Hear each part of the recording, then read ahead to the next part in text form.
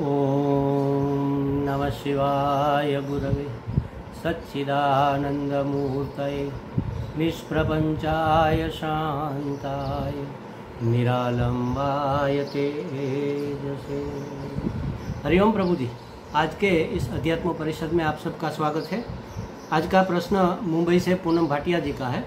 उन्होंने पूछा है कि ज्ञाता ज्ञान और ज्ञेय का अनुभव कब होता है और इसमें अंतःकरण कैसे सहायक है। तो देखो प्रभु जी, ये ज्ञान तो हो ही रहा है लेकिन हम उसके प्रति सभान नहीं है। तो जब सभान होंगे तब तीनों का हमें पता चलेगा। सभान होना माने उसके प्रति हमारा कोई विवेक काम नहीं कर रहा। अगर हम विवेक करेंगे तो सभानता आएगी। तो विवेक नहीं है कि ज्ञाता क्या है, ज्ञान क्या है, ज्ञेय क्या है, तो उसकी पहले तो व्याख्या समझ लेनी चाहिए। उसकी प्रोसेस, प्रक्रिया समझ लेंगे तब हमें इन तीनों का ज्ञान माने तीनों की पहचान होगी। यहाँ ज्ञान होना तीनों का माने अनुभव होना माने पहचान होना, इसकी पहचान तब होगी। देखो ज्ञाता क्या है, तो जो जानता है, किसी भी विषय को जानता है, किसी भी पदार्थ को जानता है, उसको हम ज्ञाता कहते हैं।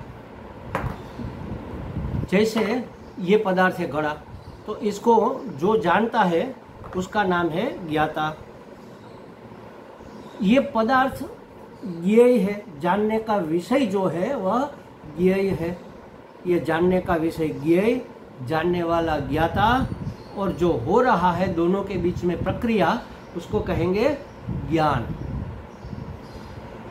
अब ये अनुभव कब होता है माने कैसे होता है ये भी समझ लो। इसका विवेक करेंगे तो हो जाएगा। अंतःकरण इसमें क्या सहायक है, तो देखो महाराज, अनंत चैतन्य शब्द पहले समझना। अनंत माने जिसका कोई अंत नहीं, जिसका कोई ओर छोर नहीं। परम चैतन्य, परम माने जिससे बाहर कुछ भी नहीं, सब इसके भीतर समा जाता है। परम कहने से सब कुछ आ गया, ऐसा चैतन्य माने किसी भी समय में वह नहीं है ऐसा नहीं हो सकता, किसी भी स्थान में वह नहीं है ऐसा नहीं हो सकता, अंदर हो या बाहर हो वह नहीं है ऐसा नहीं हो सकता, किसी भी वस्तु के रूप में वह नहीं है ऐसा नहीं हो सकता। इसको कहेंगे परम।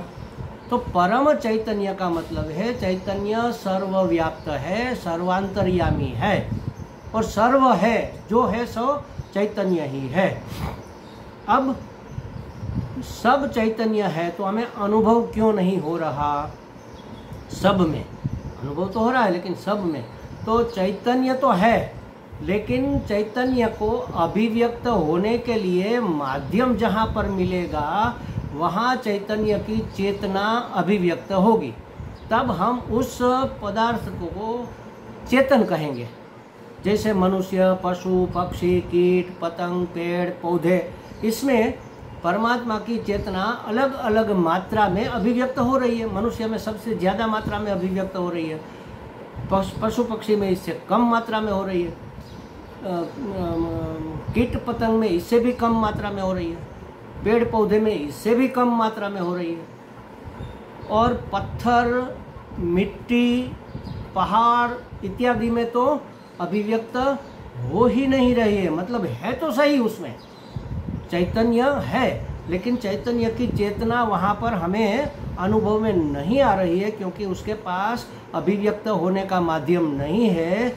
इसलिए हम उसको जड़ कहते हैं। जहाँ चैतन्य की चेतना अभिव्यक्त होती है उसको हम चेतन कहते हैं, और जहाँ चैतन्य की चेतना अभिव्यक्त नहीं हो पा रही है माध्यम के अभाव के कारण, उसको हम जड़ कहते हैं। अब एक पदार्थ में और दूसरे पदार्थ में रहा हुआ चैतन्य जब परस्पर जुड़ता है, लिंकअप होता है, तब ज्ञान होता है। जैसे इलेक्ट्रिसिटी में होता है ना, नेगेटिव पॉजिटिव दो मिलाकर ये बल्ब जलता है। सेल में भी ऐसा होता है।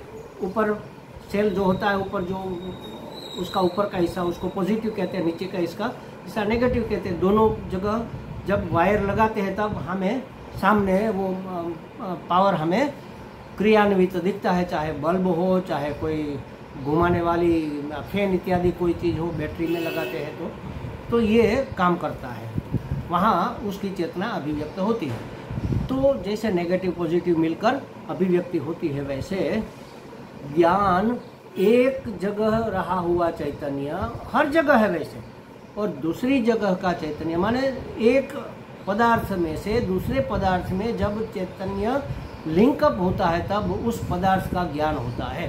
पदार्थ शब्द समझ लो, पद माने शब्द, जैसे एक पद है घड़ा, ये शब्द, और ये चीज उसका अर्थ है। तो ये अर्थ का अनुसंधान होना, अर्थ का बोध होना कि ये घड़ा है, इसका नाम है ज्ञान। यहाँ रही हुई चेतना, चैतन्य, यहाँ रहा हुआ चैतन्य की चेतना आँखों से निकलती है, और घड़े में रही हुई चैतन्य की चेतना जो अभिव्यक्त नहीं हो रही है उससे मिलती है, मिलकर वापस आती है और अपने अंदर उसका इमेज उत्पन्न करती है, अनुभव उत्पन्न करती है कि यह घड़ा है, तब हमें ज्ञान होता है। तो पहले तो पता चलता है कि यह घड़ा है, सबसे पहले तो वस्तु का पता चलता है, वस्तु का ज्ञान होता है। फिर ज्ञान होता है कि ये कैसा है, यह घड़ा है, फिर यह कैसा है, तो छोटा है, मोटा है, लंबा है, चौड़ा है, गोरा है, काला है, ये लाल है, छोटा सा है, ये सब पता चलता है उसका, उसके रूप का, उसके आकार का। ये क्या है, यह कैसा है, फिर यह कहाँ है, तो यहाँ है या वहाँ है, ये पता चलता है। इसके बाद अगर इसके अंदर और ज़्यादा विचार किया जाए, विवेक किया जाए, तो फिर हमें और भी ज्ञान होता है कि ये क्यों है, क्योंकि यहाँ पानी भरना है इसलिए यहाँ रखा हुआ है, पानी भरने के काम में आता है इसलिए है। अगर वो फूट गया होता तो फिर यहाँ नहीं होता, कहीं बाहर कचरे में पड़ा, कचरे में क्यों पड़ा है, क्योंकि वह फूटा हुआ है। तो ज्ञान इस प्रकार से स्टेप बाय स्टेप, क्या है, कैसा है, किस जगह है, क्यों है, इस तरह का जो ज्ञान होता है, इसको ये अपरा विद्या है। विद्या माने ज्ञान, ये अपर ज्ञान है, नंबर 2 नंबर का ज्ञान है। और नंबर 1 का ज्ञान क्या है, मेरा अपना ज्ञान।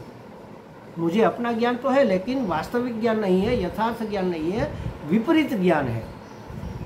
तो यथार्थ ज्ञान होना स्वस्वरूप का, इसको पराविद्या कहते हैं। और ये भौतिक शास्त्र की, ये व्यवहार सत्ता की जो वस्तुएं, व्यक्ति, पदार्थ, घटनाएं इत्यादि जो है, इसका नाम, इसका रूप, इसका गुण, इसका कार्य, इसकी विभूति माने इसका ऐश्वर्य, इसकी विशेषता, ये सब जानना अपरा विद्या है, माने अपर ज्ञान है, दूसरे नंबर का ज्ञान है। तो ज्ञान, ज्ञाता, ज्ञान प्राप्त करने वाला, जिसका ज्ञान हो रहा है वह पदार्थ का नाम है ज्ञेय।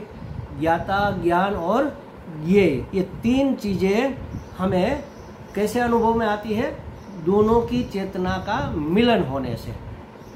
उसमें अंतःकरण क्या काम करता है, अंतःकरण देखो, ज्ञाता कौन है, मैं हूँ, तो मैं तो निर्विशेष, निराकार, निर्गुण हूँ।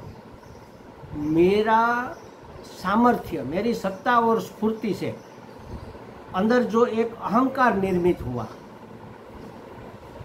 तो वो अहंकार करता है, ज्ञान करने वाला, जानने वाला, कुछ करने वाला। तो अहंकार को ज्ञान होता है, लेकिन मेरी सत्ता स्फूर्ति से होता है। अहंकार में कोई अपना सामर्थ्य नहीं है, अहंकार में कोई अपनी चेतना नहीं है। अंतरात्मा रूप रहे हुए परमात्मा, अंतरात्मा की चेतना से चेतन होकर अहंकार पदार्थ को जानता है, ज्ञाता बनता है, उसको पदार्थ का ज्ञान होता है। तो अंतःकरण माने मन, बुद्धि, चित्त, अहंकार। तो अंतःकरण का यह रोल है। अंतःकरण में ही परम चैतन्य प्रतिबिंबित होता है अंतरात्मा के रूप में। उस अंतरात्मा की सामर्थ्य से, उसकी सत्ता स्फूर्ति से अहंकार सब कार्य करता है। जानना भी कार्य समझ लो तो वो जानता है, अपराविद्या तो कार्य ही है। तो इस घड़े को जानने की क्रिया अहंकार द्वारा की जाती है। इस तरह से अंतःकरण अगर नहीं है तो जानने की क्रिया नहीं होगी। अच्छा, अंतःकरण है तो जानने की क्रिया होगी, लेकिन वो तो अपराविद्या की, अपराविद्या में भी सबकी नहीं होती। उसके लिए हमें अधिकार प्राप्त करना पड़ता है, माने अंतःकरण को उसके योग्य बनाना पड़ता है। अब हमें अणु परमाणु का ज्ञान चाहिए तो हमारी अंतःकरण में रही हुई बुद्धि, अंतःकरण का एक पार्ट, अंतःकरण का एक रोल जो बुद्धि है, उसको हमें शार्प करके उसके अनुसार बनाना होगा। वैज्ञानिक बुद्धि हमें प्राप्त करनी होगी, तब हम सूक्ष्म से सूक्ष्म वस्तु का ज्ञान प्राप्त कर पाएंगे, उसको जान पाएंगे। तो अंतःकरण को तैयार करना होता है। उसी तरह पारमार्थिक ज्ञान, ये तो पार्थिव ज्ञान है। पारमार्थिक ज्ञान माने ब्रह्म, आत्मा, परमात्मा, स्वस्वरूप, निज स्वरूप, ये सब जान, परम चैतन्य, अनंत चैतन्य, जो भी कह लो सब एक ही है, उसको जानना है। तो फिर अंतःकरण को क्या करना होगा? अंतःकरण में रहे हुए मल, विक्षेप और आवरण, ये तीन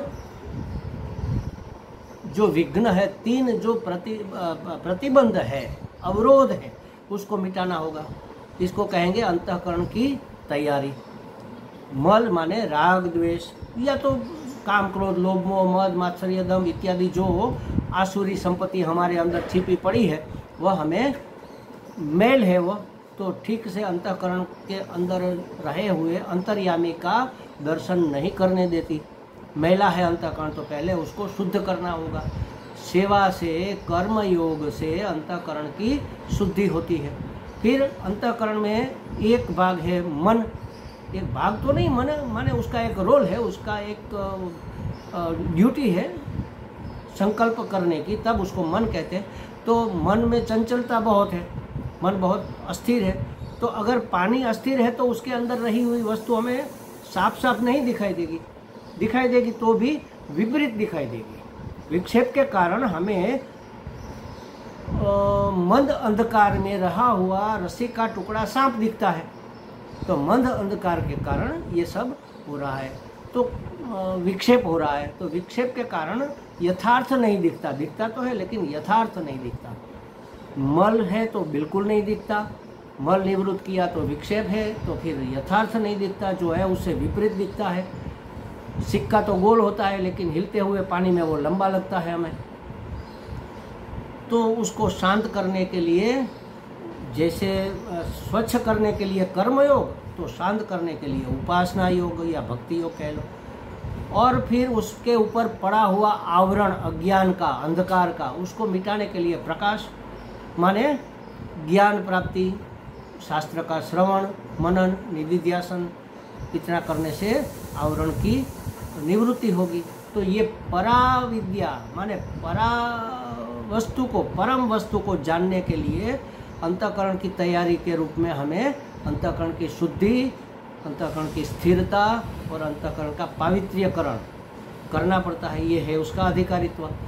वैसे व्यवहार सत्ता में हमें कोई भी ज्ञान प्राप्त करना है तो उसका हमें अधिकारित्व प्राप्त करना पड़ता है। जैसे हमें पढ़ाना है बच्चों को, टीचर बनना है तो हमें बीएड या पीटीसी या उसका जो भी कोर्स है वो करना पड़ता है। ऐसी लायकात अगर हमारे अंदर है तो हम टीचर बन सकते हैं। मेडिकल का अभ्यास किया है हमने तो हम डॉक्टर का काम कर सकते हैं, ऑपरेशन कर सकते हैं, बीमारी को ठीक करने का हमारे में कौशल्य आ जाता है। तो ये अंतःकरण का उपयोग है, अधिकारित्व प्राप्त करना। जो भी करना है, जो भी प्राप्त करना है ज्ञान, उसके लिए अंतःकरण अधिकारी होना चाहिए। तो ये अंतःकरण का उसमें रोल है। बिना अंतःकरण के अधिकारी हुए कोई ज्ञान, पराविद्या हो या अपराविद्या, पारमार्थिक विद्या हो या भौतिक विद्या, हम प्राप्त नहीं कर पाते। उसके लिए हमारे अंदर अधिकारित्व चाहिए, पात्रता चाहिए, जिसको कहते हैं पात्रता। जितना जैसा पात्र होगा उसको उतना मिलेगा।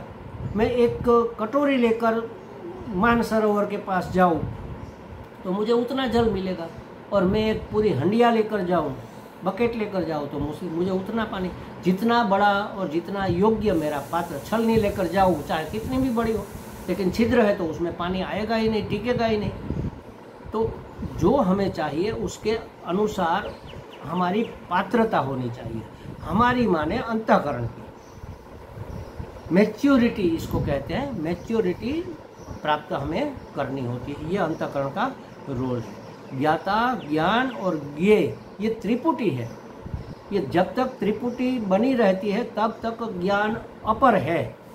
ये त्रिपुटी जब मिट जाए, तीनों एक हो जाए, सिर्फ ज्ञान मात्र रह जाए, ज्ञाता भी मिट जाए माने अहंकार निवृत्त हो जाए, ज्ञान भी मिट जाए माने जो दिख रहा, दृष्टा, दृश्य और दृष्टि, तीनों में से दृष्टा मैं न रहूं, दृश्य कुछ देखने वाला न रहे, मात्र द्रुम मात्र रह जाए, दृष्टि मात्र रह जाए, ज्ञान मात्र रह जाए, तब पराविद्या की प्राप्ति होती है। तब हमें अपरोक्ष अनुभूति, स्वस्वरूप का भान होता है, परमात्मा का ज्ञान होता है।